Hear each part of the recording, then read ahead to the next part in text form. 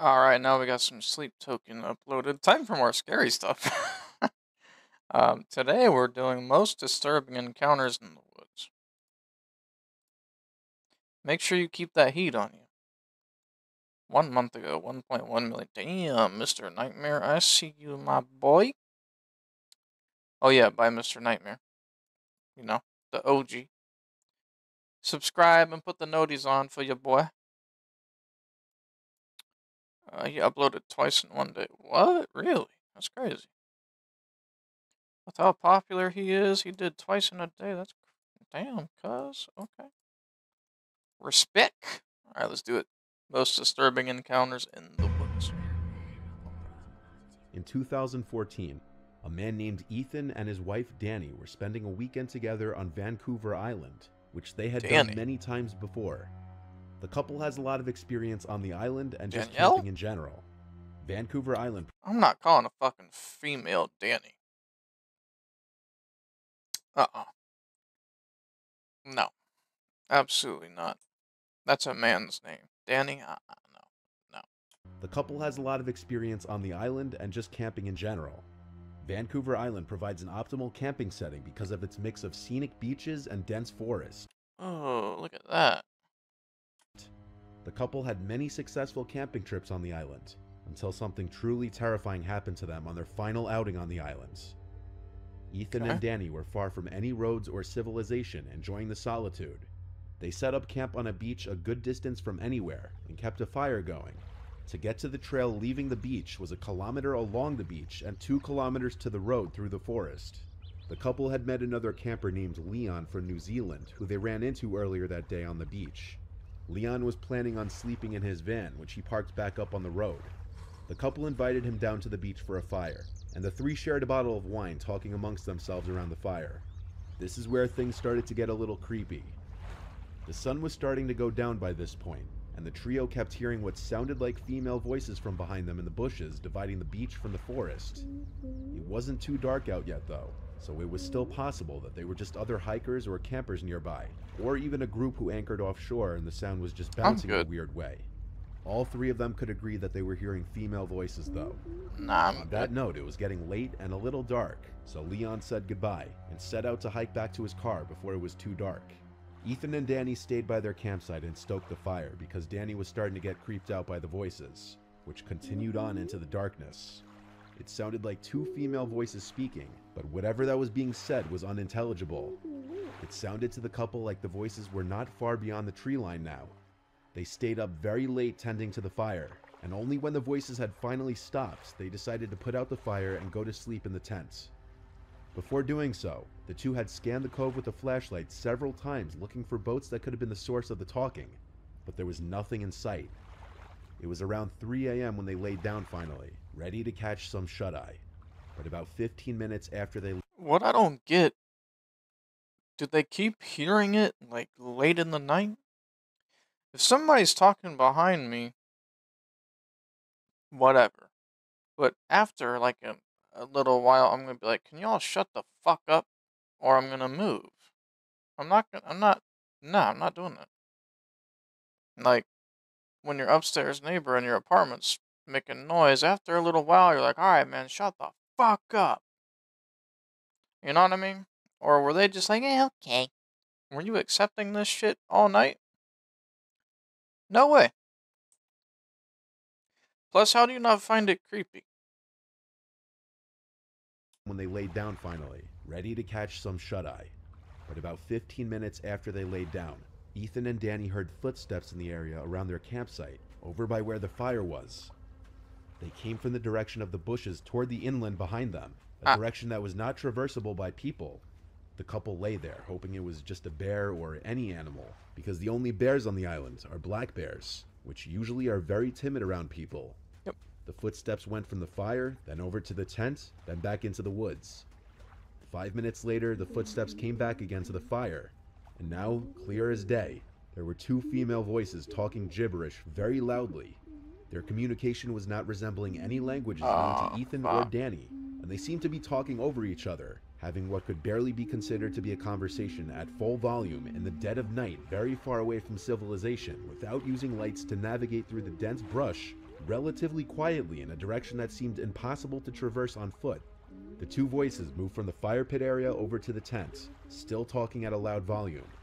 They stood over the tent talking for a few seconds, then went completely dead as night silent. They went back into the woods to never be seen or heard again. Ethan and Danny lay there completely frozen and afraid for a long time. They woke up around 11 a.m. the next day because of how late they fell asleep. They packed up first thing and never returned. The couple probably made the best decision to remain quiet in the tent, not drawing attention to themselves from whoever or whatever was outside the tent. I wouldn't have gone to This is your sleep. chance to get 2 top-of-the-line trimmers on the low. I was browsing the Manscaped. I wouldn't have gone to sleep. I'd have been creeped the fuck out. I would have waited for that shit to walk away and I would have booked it out of there. I can't sleep anymore. Nope. The following pictures you're about to see were taken by hikers Kylie Cashwell and John Stone, who both live in Eagle Mountain, Utah, a small town south of Salt Lake City. Okay. For the past few years, they had been exploring forests in search of interesting things, and one day they found it. One day Kylie was hiking in Cedar Fort, just 5 miles south of Salt Oh, that's the video. I thought that was a helicopter. Lake City. While hiking, she found large amounts of animal bones and piles of junk people had dumped. But things started to get strange when she started coming across strange symbols and animal parts scattered throughout the forest, some of them in weird formations. On September 15th, she decided to bring her friend Josh along with her to show him in person the unusual things she was finding. This time, the two came across something even more disturbing.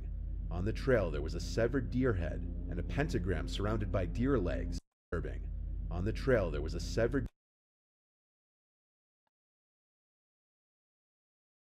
Oh, man.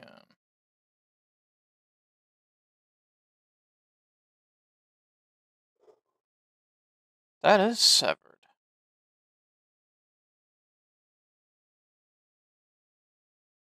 And mangled. That's a big deer. deer head and a pentagram surrounded by deer legs, which were not there the first time Kylie walked the trail. The sun was going down, and after getting their pictures, they agreed it was time to head back to the car. I don't like The more that. they walked, they realized they didn't recognize the path they were on. So the two start looking around for anything that could refresh their memory of where they were. But as it got dark out, the two accepted that they were lost. With nothing but their phone flashlights to navigate, they started getting the feeling they were being watched. As they picked up their pace, the two started to hear the trees and bushes moving at least 20 feet to their right, made more concerning by the fact that there was no wind that night. The two started to panic and hurried onto a trail they found, hoping it would take them back to Kylie's car. Just when things couldn't seem to get any worse, Kylie and Josh heard a scream so deep and horrific that it sounded neither human nor animal. The two sprinted down the trail, Kylie making a conscious effort not to look back, but Josh did. And Josh claimed to see a large black figure on the trail behind them, too big to be a human. The two made it to the car by some stroke of luck, losing whatever was chasing them. So they left the forest and went straight home. Upon doing research, Kylie found documents of common cult practices reported in those woods, as well as numerous murders and disappearances that happened in the area throughout the years. Like Ethan and Danny in the first story, Kylie has not returned since. If you ever go into the forest or anything, weapon, firearm, every time. In the woods in northern Germany, two friends were hiking in an area formerly territory of the German Democratic Republic when they came across these strange periscope-like pipes protruding from the ground. Feeling either brave or Could be foolish, bunkers. they decided to investigate further. They discovered a doorway hidden behind several bushes, covered by a large wooden lid. What they found hidden beneath the ground is a pretty disturbing piece of history. The doorway led to a huge abandoned army bunker. There were several tunnels leading off in different directions, which intersected a long central corridor. There were so many different directions to go that exploring the place felt like going through a maze to the two friends. They tried not to stray far away from each other in fear of getting lost. That's how big the place was. As they ventured deeper into the structure, they came across German writing on the wall, which translated to "help." Curiosity still got the better of them, and they continued deeper into the bunker. Either of you heard of murder mail? No! No! There was a whole string of disappearances. Kidnappings, really. Murders. So what was this What guy's is this? name? Whoever did this might still be here. We can't stay, okay? We've gotta go. When you make dangerous cinnamon, you walk a dangerous line. Casting of Frank Stone? And as they did, the structure became more and more decayed. More writings were found on the walls, this time reading, "Hello, Satan, I love you." Some of the rooms and corridors were flooded and smelled like sewage. No, we don't. They made their way into a very large room with a strange machine in the center. It's very possible the previous occupants had fled the bunker in a hurry, as there was a single shoe still stuck in the sludge on the floor. Why wouldn't someone have time to grab one shoe unless they were in a hurry? The structure was believed to be an old military bunker, possibly used for shelter by the Nazis during World War II. But why did the soldiers seemingly leave in such a hurry? And whether they were the ones who had written the warning messages on the walls is unknown. In this last story, for the person's safety, I'll refer to him as just Bill. Bill is an avid hiker who in 2016 was visiting his brother upstate New York near Downsville. Bill's brother owns a small house and a barn up there, and from time to time Bill and other family members would go up to visit.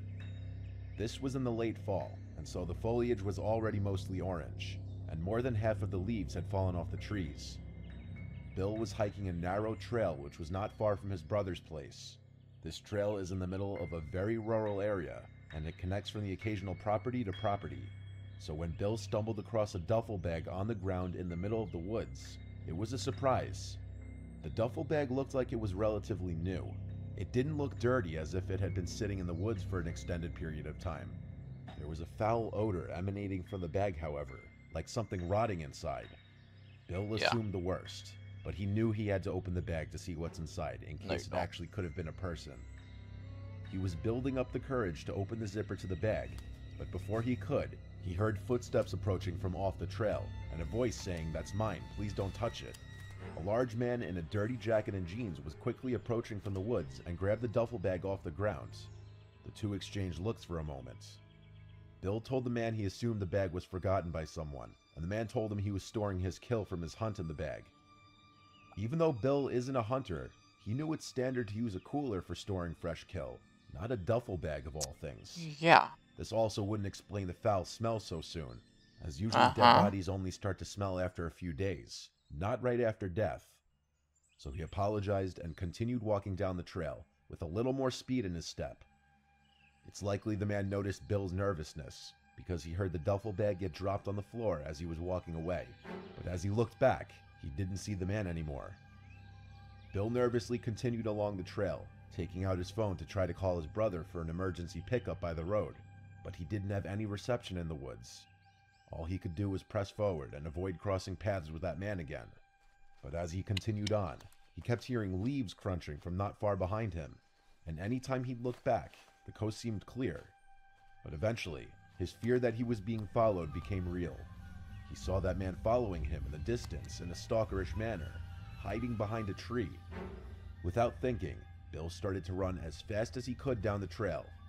He knew he was being followed without even looking back, because he could hear the leaves being crushed for not too far behind him.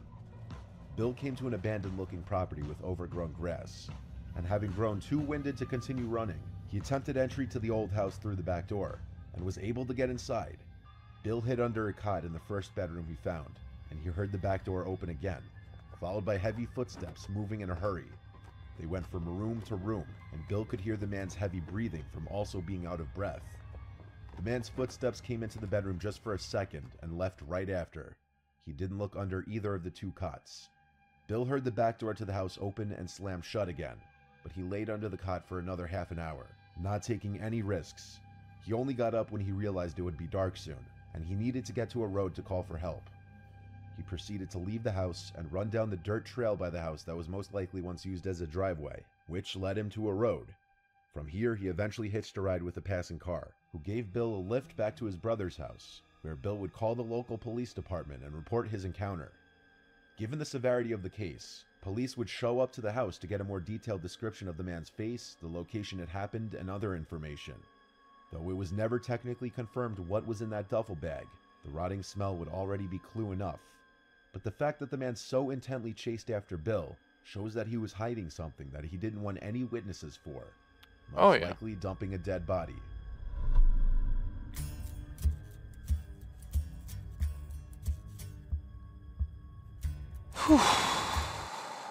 Fuck that shit.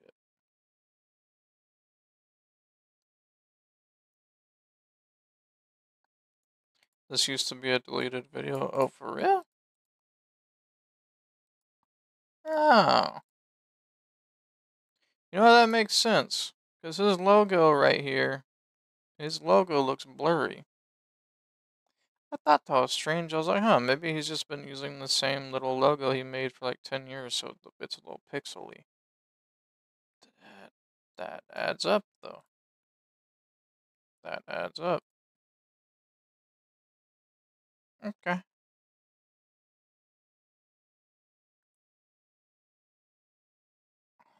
Wow. Well, if y'all enjoyed the video, like, subscribe, comment, and I will see you on the next one, alright? Y'all take care.